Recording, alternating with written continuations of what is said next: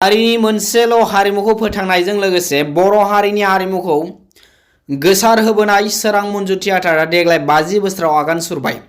बे थियेटारा फैगौ बोसोराव सनाथि मायथाइ फोरबो फालिनो लाहार फाहार खालामगोन।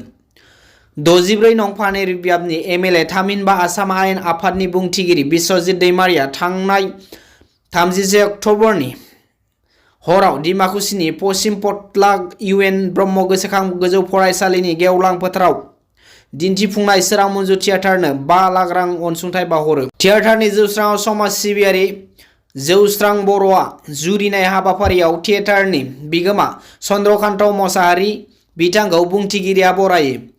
लोगोसेनो बिगोमाजो एबा बिगुमानि बिसि बिथांखौबो गांसे आर'नाइजों बरायो।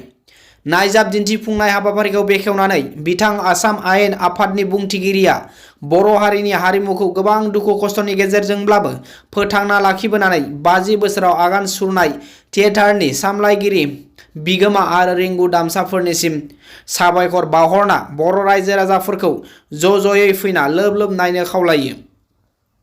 बिगोमा बिथां चन्द्रकान्त मोसाहारिया बिस्वजित दैमारिनि बेबादि गिदिर बिहोमा आरो अनसुंथाइ बावहरनायाव इनायनो गोजोननाय आरो थुलुंगाखांनाय मोननायनि बाथ्राखौ फोरमायो।